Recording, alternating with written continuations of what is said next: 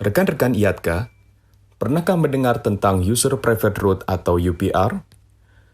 UPR adalah salah satu metode manajemen ruang udara yang menggunakan konsep Free Route Airspace, di mana sebuah pesawat diizinkan mengisi flight plan untuk terbang pada suatu bagian ruang udara yang tidak melalui rute penerbangan yang telah dipublikasi atau publish ATS route seperti yang kita kenal selama ini, melainkan melalui titik-titik atau waypoint ke waypoint yang menurut perhitungannya merupakan trajektori yang paling efisien.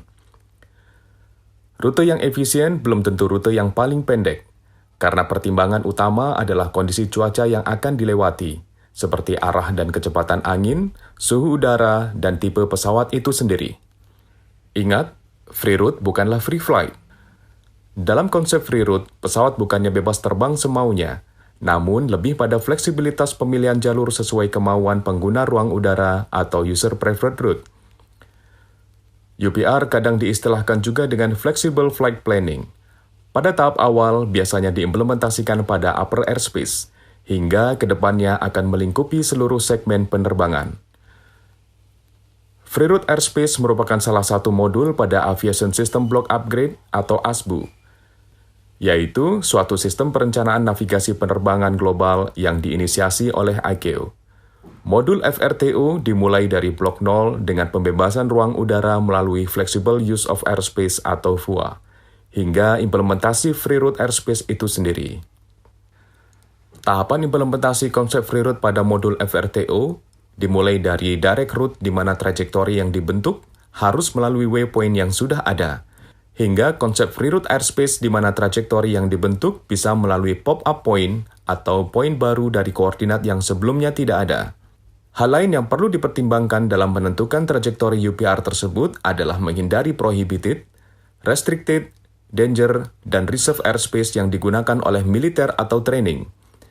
Ada beberapa tantangan bagi ATC dari implementasi UPR atau free route ini, antara lain: pertama, perubahan titik konflik atau hotspot. Tanpa menggunakan ATS route, maka terjadi perubahan titik-titik konflik atau hotspot.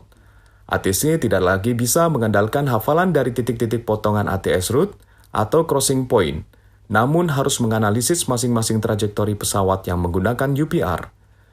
Untuk membantu analisis ATC tersebut, biasanya pada ATC sistem dilengkapi dengan fitur Medium Term Conflict Detection atau MTCD, yang secara otomatis akan menyusun daftar potensi konflik yang akan terjadi. Alternatif dengan melihat rute preview atau menganalisis flight plan conflict probe untuk masing-masing target. Kedua, penggunaan separasi, yaitu tantangan dalam menganalisis pilihan separasi pada titik potongan dua trajektori, khususnya pada area non-surveillance dengan memperhatikan spesifikasi PBN pesawat pengguna UPR.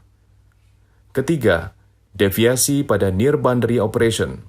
Terakhir, ATC juga perlu memperhatikan near boundary operation dengan sektor ATC tetangganya, baik setelah pesawat masuk dari entry point maupun sebelum pesawat keluar dari exit point. Kajian yang telah dilakukan di Maastricht Upper Airspace di Eropa menyatakan UPR mampu mengurangi rata-rata 5% jarak tempuh sebanyak 2 menit waktu penerbangan, 12% penggunaan bahan bakar, dan 12% emisi CO2. Implementasi UPR atau Free Route akan menyejarkan Indonesia dengan negara-negara Eropa yang mengimplementasikan Free Route Airspace dalam Functional Airspace Block atau FAB, dan dengan Australia yang menggunakan konsep flex track-nya. Mari kita persiapkan diri menghadapi era baru dalam memandu dan memberikan pelayanan navigasi penerbangan di Indonesia.